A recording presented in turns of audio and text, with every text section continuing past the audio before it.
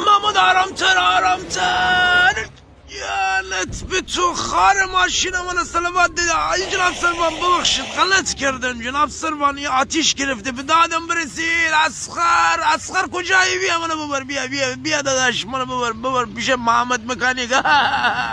وای محمد مکانیک برس به دادم. محمد وای محمد همش تقصیره علیه. گل پل میکشه میگه بیا مسابقه بدیم دیگه، نمیدونه تمام قطعات گرونه، اوضاع بازار ما هم خراب. مگه ما چقدر کار میکنیم تو این کارواش بی صاف شده، اینم بیام تعمیر کنم. محمد جان ببخشید من معذرت میخوام، میخورد الان دست بالم تنگه داداش، ولی سعی میکنم محمد جان ظرف 15 سال پول تو رو من صاف بکنم. بازار خرابه دیگه داداش. عجب نارنجی خوشگلی برای من درست کنی.